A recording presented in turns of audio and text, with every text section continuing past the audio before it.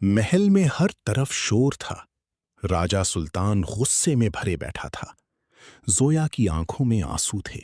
वो बाप की बात सुनने को तैयार ना थी।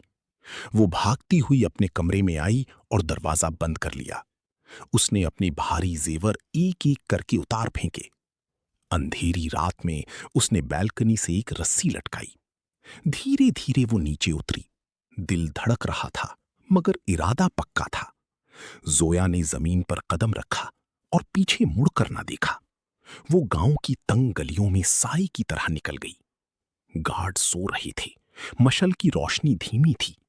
वो जंगल की गहराई में दाखिल हुई, जहां सिर्फ खामोशी थी। सुबह हुई।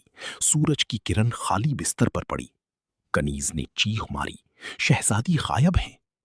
राजा सुल्तान ने जब ये सुना तो उसकी होश उड़ गई। हर तरफ तलाश करो। राजा का हुक्म पूरे गांव में गूंजा। सिपाही घोड़ों पर सवार होकर जंगल की तरफ निकल पड़े। दूर जंगल में जोया नदी का गंदा पानी पीने पर मजबूर थी। उसका कीमती लिबास कांटों से फट चुका था। उसके हाथ से सुनहरा कंगन मिट्टी में गिर गया। वो थक कर एक पुरानी गुफा में छुप गई। अंधेरे में उसकी खौफजदा आंखें मौत का इंतजार कर रही थीं। लकड़ियां काट रहा था।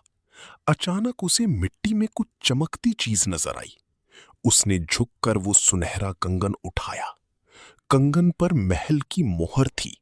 अयान सब समझ गया। गांव से ढोल की आवाज आई। राजा ने ऐलान करवाया था। हर दीवार पर शहजादी की तलाश के इश्तिहार लग गए थे। अयान ने फैसला किया कि वो महल जाएगा। महल के दरवाजे पर गार्ड्स ने उसे धक्का देकर रोक दिया। अयान ने कंगन हवा में लहराया। सब हैरान रह गए। उसे इज्जत के साथ राजा सुल्तान की दरबार में लाया गया। राजा सुल्तान गम में निढाल था। उसने उम्मीद से देखा। अयान ने बताया, शहजादी उसी खतरनाक जंगल में है। राजा ने इनाम देना चाहा, पर अयान ने मना कर दिया। मुझे सिर्फ एक घोड़ा और तलवार चाहिए, अयान बोला। राजा ने अपना सबसे तेज घोड़ा अयान के हवाले किया।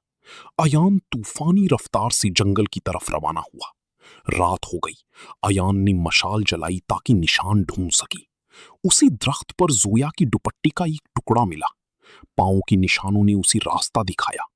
अचानक उसे एक गुफा से रोने की आवाज आई। अयान गुफा के मुकाम पर पहुंचा। दिल जोर से धड़क रहा था। एक भूखा भेड़िया जोया पर हमला करने के लिए तैयार था। जोया ने आंखें बंद कर ली थीं। मौत सामने खड़ी थी। अयान मशाल लेकर बीच में कूद पड़ा। भेड़िए ने अयान पर जोरदार हमला किया। अयान ने तलवार और आग से भेड़िए को पीछे धकेला। जोया ने हैरत से देखा कि एक अजनबी उसकी जान बचा रहा है। भेड़िया जख्मी होकर जंगल में भाग गया।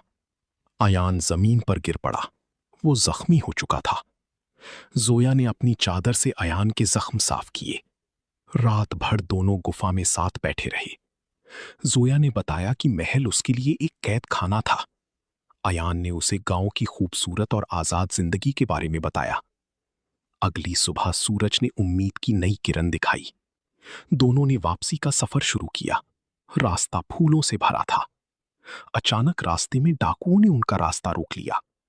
डाकुओं ने जोया की गहने मांगे। अयान ने तलवार उठा ली। अयान अकेले उन 5 डाकुओं से लड़ता रहा। उसने अपनी जान पर खेलकर जोया को बचाया। डाकू हार मानकर वहां से भाग खड़े हुए। जोया पहली बार खुलकर मुस्कुराई। उसे अयान पर यकीन हो गया। वो गांव के बाहर पहुंचे, जहां लोग उनका इंतजार कर रहे थे। गांव वालों ने शहजादी को पहचान लिया और जश्न शुरू किया। मगर मक्कारी भरा वजीर ये सब दूर से देख रहा था। उसने सिपाहियों को हुक्म दिया कि अयान को गिरफ्तार कर लो। जब वो महल के करीब पहुंचे, सिपाहियों ने उन्हें घेर लिया। वजीर ने इल्जाम लगाया, इस चोर ने शहजादी को अगवा किया था। अयान के हाथों में भारी जंजीरें पहना दी गईं। जोया चिल्लाती रही, ये झूठ है, पर किसी ने ना सुनी। जोया को पालकी में बिठाकर जबरदस्ती महल ले जाया गया। अयान को एक अंधेरी कोठरी में बंद कर दिया गया। जोया अपने कमरे में कैद थी। वो रो रो कर बेहाल हो गई। वजीर ने राजा से कहा, इस लड़की को फांसी देनी चाहिए। राजा सुल्तान गुस्से और धोखे में था। उसने फैसला कर लिया। जोया ने रस्सी से दोबारा भागने की कोशिश की। वो भागती हुई दरबार की तरफ दौड़ी। राजा आयान की सजा की कागज पर दस्तखत करने ही वाला था। जोया ने दरबार का दरवाजा जोर से खोला। सब हैरान रह गए। उसने चीख कर सच्चाई बताई और वजीर का झूठ नंगा किया। राजा सुल्तान की आंखों से गुस्से का पर्दा हट गया। राजा ने हुक्म दिया, वजीर को इसी वक्त जेल में डालो। अयान को जंजीरों से आजाद किया गया और इज्जत से लाया गया। राजा सुल्तान ने अयान को गले से लगाया और माफी मांगी। दरबार में खुशी की लहर दौड़ गई।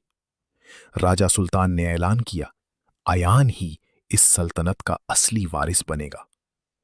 अयान के माँ बाप को भी खुशी खुशी महल बुलाया गया। महल को दुल्हन की तरह फूलों से सजाया गया। पूरे गांव में मिठाई और खाना बांटा गया। अयान ने दूल्हे का लिबास पहना। वो किसी शहजादे से कम न था। जोया लाल ब्राइडल लहंगा पहनकर हसीन लग रही थी। दोनों ने एक दूसरे को पसंद किया और शादी हो गई। रात को आसमान पटाखों से रोशन हो उठा। राजा सुल्तान ने दोनों को ढेरों दुआएं दी। अयान ने वादा किया कि वो गरीबों का हमेशा ख्याल रखेगा। जोया अब महल में कैद नहीं थी, वो आजाद थी। दोनों घोड़ों पर सवार होकर अपने पुरानी जंगल में घूमने गए। अयान का पुराना घर अब एक यादगार बन गया था।